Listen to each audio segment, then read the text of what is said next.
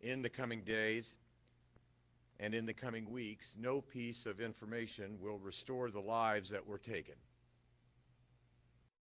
Who escaped with their lives, but who will now bear the scars and endure the memories of this horrific crime. What we are left with this morning is grief. Grief for the families of those killed, grief for the employees who have lost their coworkers, and grief for the many Americans struggling to understand how tragedies like this continue to occur.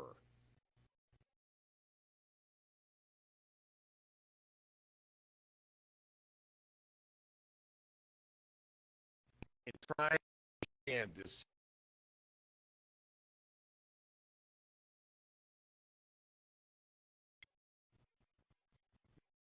comfort for the grieving, we must guard against resignation or even despair. The assumption that this is simply how it must be and that we might as well get used to it. We need the courage that compels courageous acts that push past weariness. I want to thank the first responders who arrived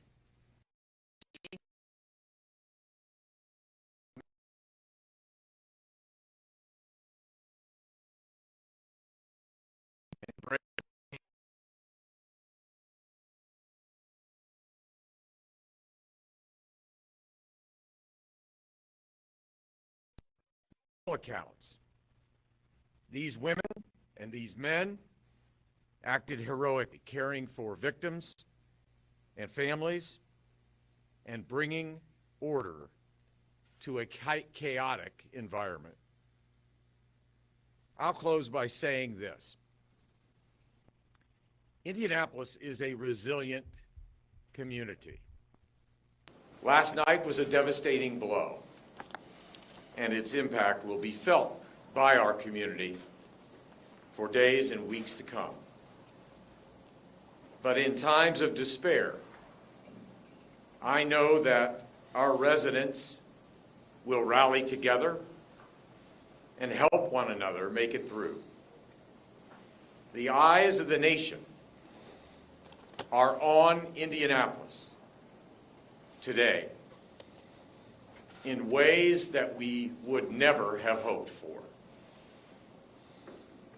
And for those who only know of this city, what they have learned when we are hosting major events on a global stage, they would be forgiven for simply believing that the people of Indianapolis are known for kindness shown to those who come to visit. What they cannot see in those moments, and what is difficult for us who live here to see in these moments, is that this spirit of generosity and radical love is shared not just by our residents, but between our residents. It is what makes this a special place that we are proud to call home in times of triumph and in times of tragedy. It is what gives us the strength to see through the darkness and find the light of love that exists within each of us. It is what gives us hope. And no crime of passion or act of hate can take that away from us. Not today, not ever. I'll turn it over now to the Chief of the Indianapolis Metropolitan Police Department, Chief Randall Taylor.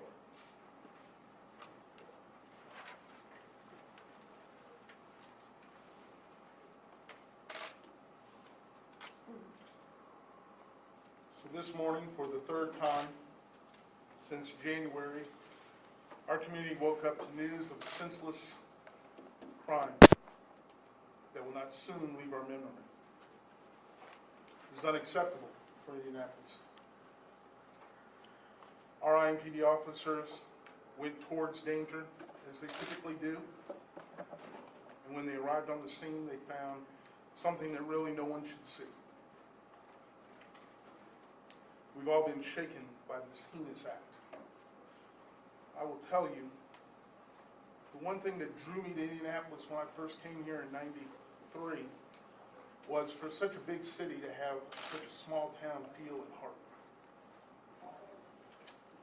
Our IMPD chaplains have been on the scene since early this morning, providing care and comfort and support to the families of the victims. My heart is broken over the lives that were lost.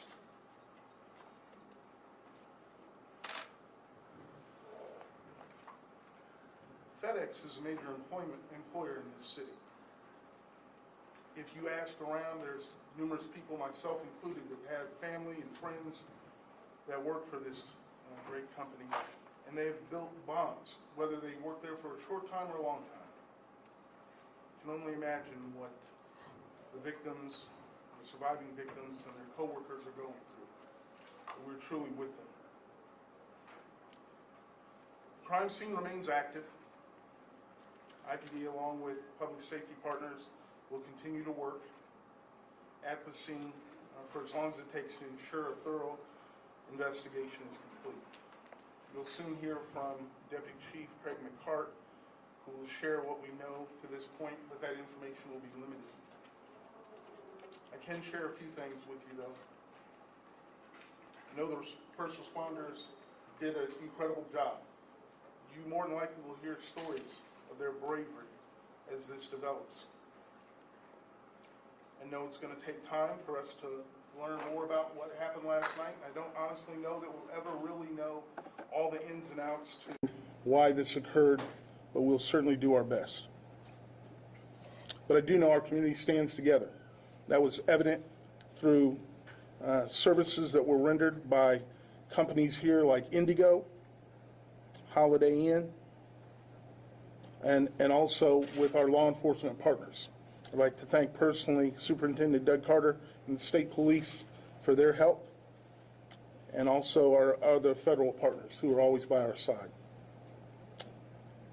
Now I'll introduce one of those partners, FBI Special Agent in Charge, Paul Keenan.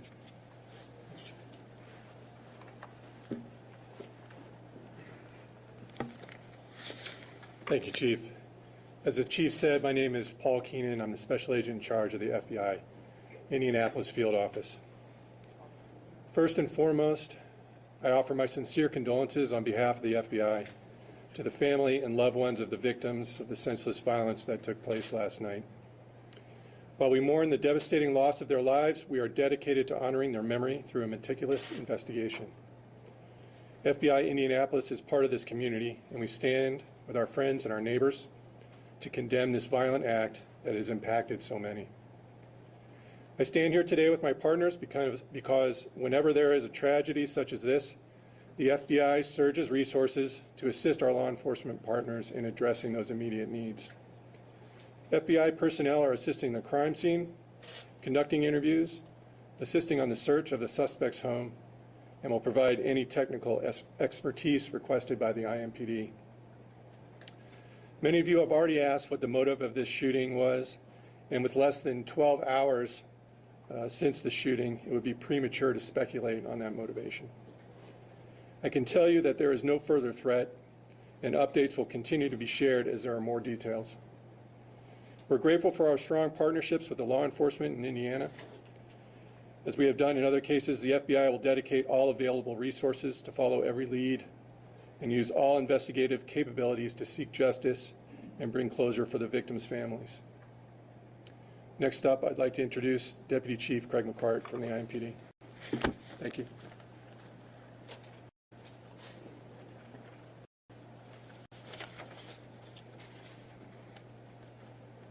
Good morning. First of all, I'd just like to reiterate some of what's already been said. Recognize this this horrible tragedy that our community has experienced this morning. And certainly our condolences go out to the victims, their families, their friends, their loved ones. And our thoughts and prayers are certainly with all those who were affected by this violence. And we know that that's far-reaching, that this violence is far-reaching. And so we keep all of them in our thoughts as we move forward. So I will quickly go through how this investigation has progressed. And again, bear with me, there's going to be a lot that I am not able, a lot of questions that you may have after I'm done that I may not be able to answer.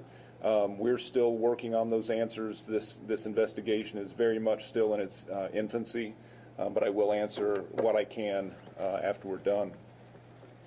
So late last night, officers received a run of shots fired to the FedEx facility. When officers arrived, they found a very chaotic and active crime scene. They found several victims injured and several victims deceased, as well as the suspect who was deceased as well of an apparent self-inflicted gunshot wound. Detectives were summoned to the scene. We began interviews with the many witnesses that were on scene. Crime Lab responded, and we began to process that crime scene, and that continues now, and we're still several hours from being able to complete that at this time, so there's still a lot of work to do out there. Our victim assistance and chaplain's office also responded to the scene to assist with the witnesses, victim families, and Indigo was at the scene to help us transport employees, witnesses, and families to the family reunification site, which was a nearby hotel. And so we continue to work with those employees and families as we work through identification and speaking with those families. Before I open anything up for questions, I want to recognize the work that's being done out there as we speak by our detectives and the help that we have received from other law enforcement agencies. I'd like to also give a thank you to the state police. They were a huge help last night as their detectives worked right alongside with ours. They allowed us to use this facility not only for this event, but for interviews last night. Indigo, as I've already said, our federal partners who have been right beside us throughout this investigation as well. We will now work alongside the coroner's office as we work through victim identification, and so again, just a big thank you to all those folks, the victim assistance unit, the chaplain's office. We couldn't have done this without the help that we've received today, and certainly our crime lab techs have been out there all night as well. So if there are specific questions now, I will open it up for those questions, and again, I will try to answer whatever I can. Just ask, I know you can't give much information at this point about motive, but what can you tell us about the suspect? I can really tell you very little, and the reason is we are still working to identify everybody that is still on scene there. So we are not able to make positive identification of the suspect, so there's really not much that we can say about him until we have made positive identification. Just one quick follow-up. Were any of the eyewitnesses that you were able to talk to, did any of them say anything about the suspect? Did they recognize this person? So what we did find preliminarily from the interviews that were conducted was that this suspect came to the facility, and when he came there, he got out of his car and pretty quickly started some random shooting outside the facility. There was no confrontation with anyone that was there. There was no disturbance. There was no argument. He just appeared to randomly start shooting, and that began in the parking lot, and then he did go into the building, into the facility for a brief period of time before he took his own life. What connection, if any, at this point does the shooter have to the FedEx facility or any of its employees? We don't know that. Again, that's difficult to determine until we make positive identification. So we're certainly working with the FedEx organization in trying to establish all those connections, but we just can't do that yet. Craig, if I could be clear, you're saying you don't have a firm identification of the suspect, but the special agent says they're assisting with the search of his house. And that's accurate. I mean, we have an idea. We have some other leads that led us to that location. But again, until we make positive identification along with the coroner's office, we're not going to obviously identify anybody. But there is a search going on of somebody's house. There's all kinds of things going on in the investigation, but yes, that is one of them. Okay, a search of the individual you think who is the shooter in this case. Potentially, His yes. house. Potentially, yes. How many weapons recovered, how many shots fired? I can't tell you that yet.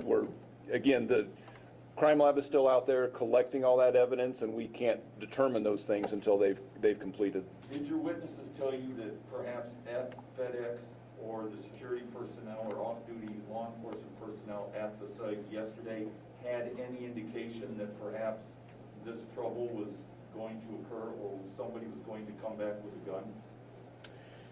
No. We're still working with FedEx security for anything that might have been an indicator that this was going to happen, but right now we don't have those ties. And again, Russ is still very early, still in the infancy, so we're still doing those interviews. We're still working closely with FedEx to find those things out. Was the shooting done when police arrived? Yes, my understanding is that everything, by the time that officers entered, that the situation was over, that the suspect took his life very shortly before officers actually entered the facility. How long do you think the incident lasted? It's hard to say exactly, but the estimates that we have heard are just a couple minutes, that it did not last very long. And you can't confirm that the suspect is an employee? No, we cannot confirm that yet. How many people were in the building at the time? You know what? I can't tell you that. That would be a question that someone from the FedEx organization would have to answer. I don't know the number. I don't know that number right now. How many were transported to the hospitals?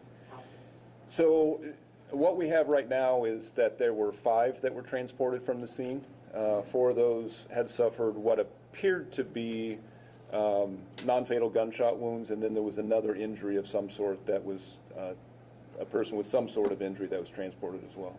Several employees have said that FedEx policy is that employees can't bring cell phones into the facility, and they fear that that may delay getting you guys there. Was there any kind of delay in getting you there? No, I think that we were contacted very quickly once things started happening. Now, what I have heard is that part of the frustration in family notification has been due to a lot of these employees did not have cell phones. As they flee the building and get transported to other places, they're without their cell phones, and so they had a hard time getting with families. So that was certainly frustrating for those employees as well as their families. Is there surveillance video of the incident? We're checking for surveillance video, and certainly one would think in a large facility like that at some point there's going to be some video that we're able to obtain. Did any witnesses indicate to you that they thought maybe there was another employee who attempted to retrieve a firearm in an attempt to stop this incident from occurring? I heard that kind of anecdotally, but I have not heard that was reported to law enforcement to this point. Now, we're doing lots of interviews still, so I'm not going to say that's not accurate, but I have not heard it from people within my own organization. Was there a shift change going on, which is why there would have been folks in the parking lot? I'm trying to understand why that time of night. We haven't determined that yet, but I know there are some places where I think a lot of the employees take breaks and lunches and things like that out in that area as well. So, and it could have been a shift change as well. I don't have that answer right now. The scope of the investigation, the facility is quite massive. Not asking for graphic detail, but you said it's going to take a couple of hours. Can you give us an inside look as to what are you doing in that building? What are you collecting? And then also, sir, follow-up question, how many people have you interviewed or do you plan on interviewing as part of the investigation? Thank you. So first, it's not just inside the building where we continue to work and process the crime scene, because as I indicated, it started outside the building. So crime lab personnel have a painstaking process, a very organized process of documenting all the evidence that's there on the scene, and that will start with diagrams and pictures and videos, and then the actual physical collection of any evidence that's on the scene. So that has to be done in a, I mean, there's a big area. Like I said, we started outside and then we went into the facility. So all that's going to take a while.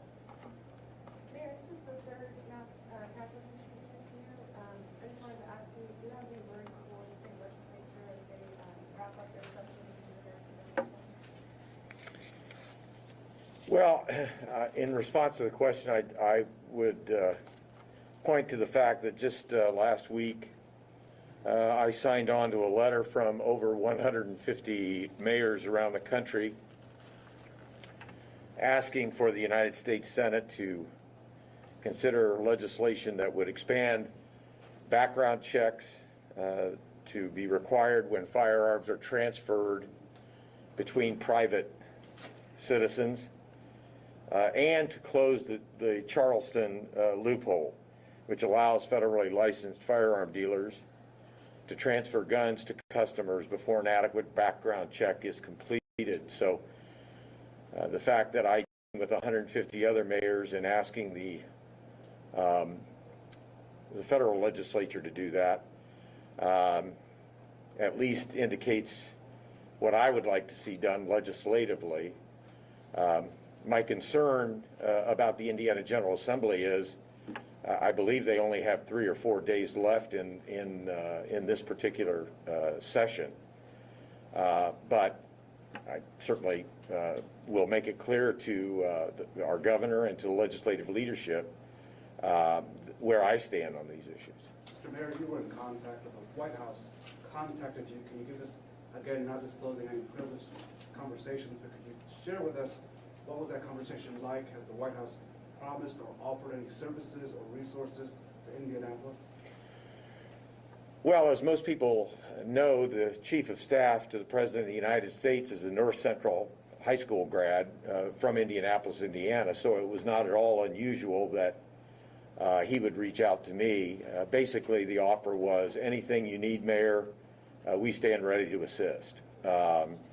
It was not a direct communication, it was just text messaging, and I, of course, responded thanking him and told him that we would keep him made aware of the progress of the investigation, and if the White House was able to do anything to support, I'm certainly not hesitant to ask for it.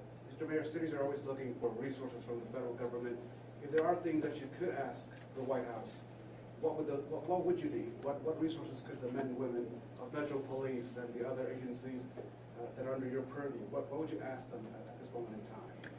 Well, we're always deeply appreciative of federal support, whether that come by way of dollars or otherwise. And frankly, the city of Indianapolis is grateful. For example, the CARES Act provided $168 million. Many of those dollars went to our first responders last year. According to the American Rescue Plan, I believe Indianapolis may very well be receiving over the course of the next 2 years $425 million. And I have no doubt, although we have not made any decisions about how to utilize that money, I have no doubt that that money will also be used for law enforcement and first responder support. So anytime Washington makes the offer, we're very grateful and certainly inclined to accept. Mayor, how does the community heal from this? This is the third time they're waking up this year alone to a mass shooting. Yeah, but I think that the community needs to engage in serious conversations, and not just our community, but I think conversations need to be held around our country. And those conversations should be driven by the extraordinary proliferation of guns and cycles of violence that in 147 instances already this year, have plagued communities around our country. And unfortunately for the city of Indianapolis, this is the third mass killing that we have experienced. So the process of healing will take time, but I think healing does depend on meaningful conversations between people about how we stop this cycle of violence that's driven by readily accessible guns. And I certainly intend to lead in that regard. We've been told that the suspect was allegedly shot and killed himself. So what weapon was found with him, and is that the only weapon you believe was used in this shooting? So we know that there was, or we believe that there was a rifle involved. We don't have the specifics on the weapon yet, as again, we're still processing that and all that hasn't been collected yet. But we do believe right now that he had a rifle. Can you talk a little about the process for identifying families that's still going on right now and communicating with families? Is this typical procedure, you know, setting up say a hotel, and how long might we expect that procedure to take? So I guess I hesitate to say typical because thankfully we don't do this very often, and I'm sorry that we had to do it today.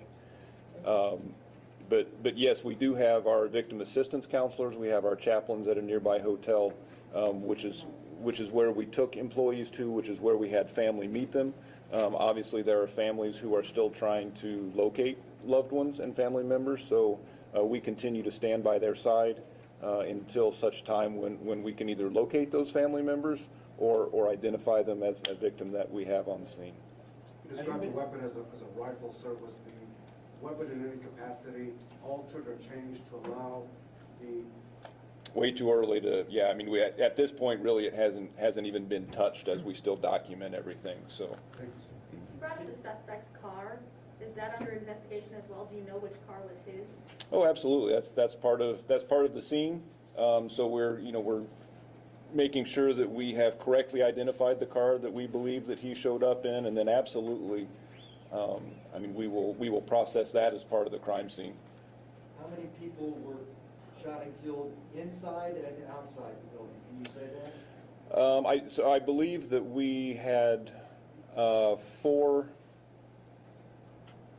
outside and then 4 inside plus the suspect.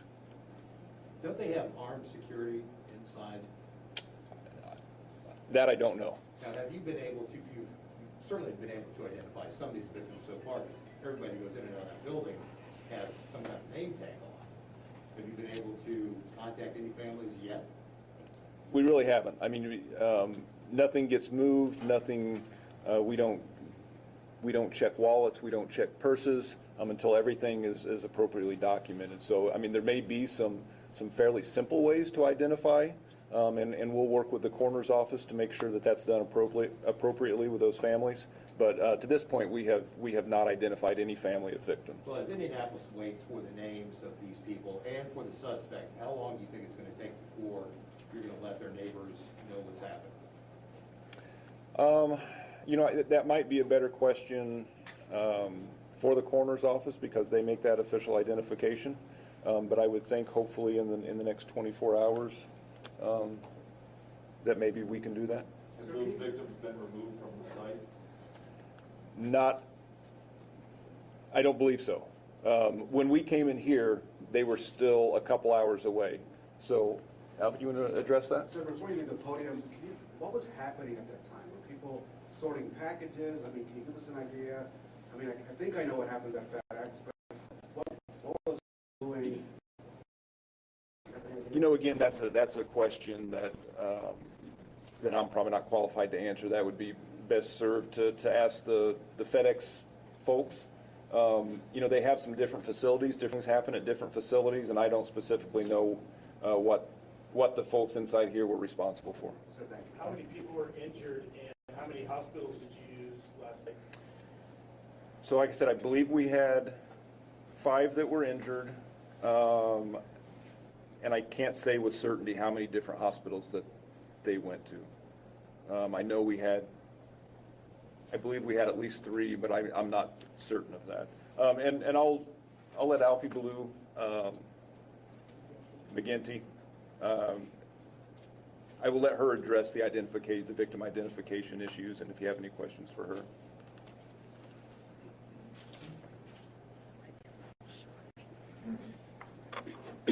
Good afternoon.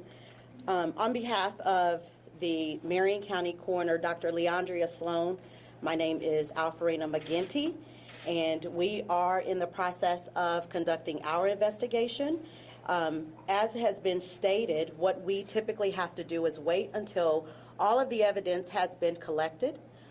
We are not able to go onto the scene yet to confirm any identities. What we will do is we will work with the victim's assistants as well as the chaplains at the identified location for the families to reunify those families with the decedents.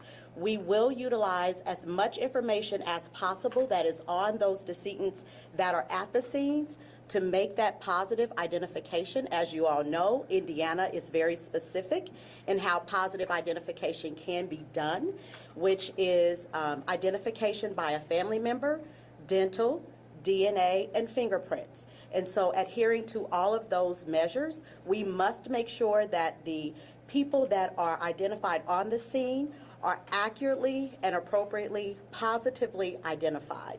And so that process will take a little bit of time. We have some information so far as to what families are waiting their loved ones to be identified or to turn up somewhere. And so we are going to be working with those families to efficiently and very effectively confirm the positive identification. We are still a number of hours out before we are able to go onto the scene to conduct our investigation. And then after that, we will work with the families. Following that process, what we will have to do is we will perform our examinations. We will be calling in additional staff, and so additional resources will be available or need to be available to us for the additional staff to be brought in for those examinations to be done within the next 48 to 72 hours to confirm the actual cause of the death. Any other questions? Right. Have all the workers left who were there last night when this occurred? Have they all I don't have the vacated information. premises I don't have the information. besides victims? I don't think there's anyone still there, but I can't say that for. Can you identify the sex of your victims? At this time, we've not been able to go onto the scene to do any of that. Preliminarily, what we will do is I will send information to the rest of the investigating team so that that information can be shared as we get updated information on identities, age, race, gender, and those things that are important for the family members and the community to know. Alfie, can you talk about the toll that this is having on your office, specifically as part of the larger public safety family? You've seen a lot of death this year at the hands of mass shootings.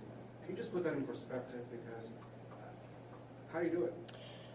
It is a very difficult job. I've been with the coroner's office for 23 years. I've not seen this capacity in terms of the numbers of mass fatality shootings in a short period of time. It is very disturbing for our entire community. The staff is definitely suffering and is going to need long-term counseling with regard to these types of deaths. It actually has, we've had to pull in all of our 30 staff to conduct these death investigations and to work with the families, because we do still have follow-up information and things that have to be done and shared with the families. It is very time-consuming, so it definitely takes a toll on our staff. And again, we are asking for additional resources so that we will have the capacity to handle these types of death investigations, unfortunately. More specifically, ma'am, you deal with death almost every day. How is this any different when you're seeing this scope? Can you just explain the difference? Sure. I don't think you're. Right. So the scope is pretty significant when you have this number of people. So pulling in all of our staff that are available, calling people from other jobs that have to come in and assist, as well as surrounding county coroners that are able to come in and assist us with these types of investigations. Additionally, we've seen an increase in death investigations in general over the last couple of years.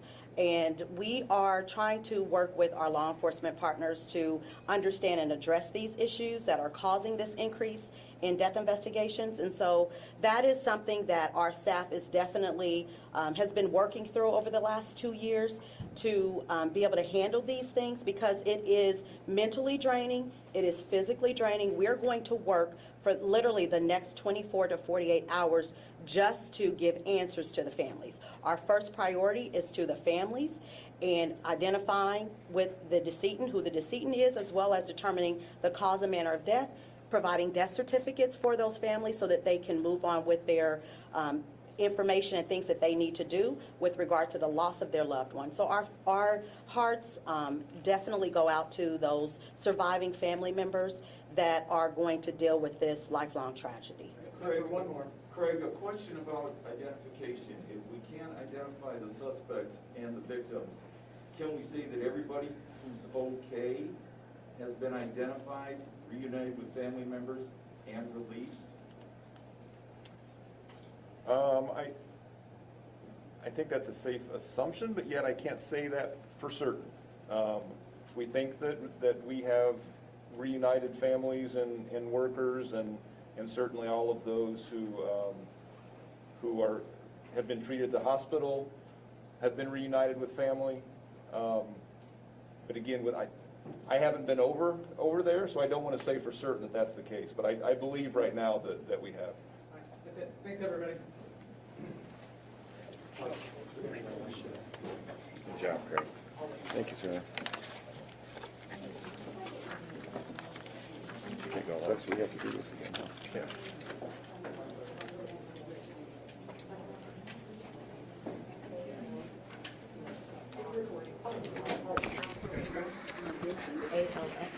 ALFARENA, last name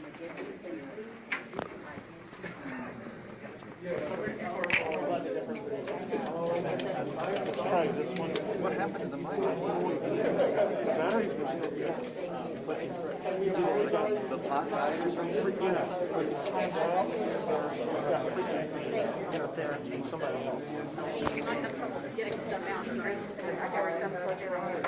No, I still don't have that one, Rich. It's not on, there's no power.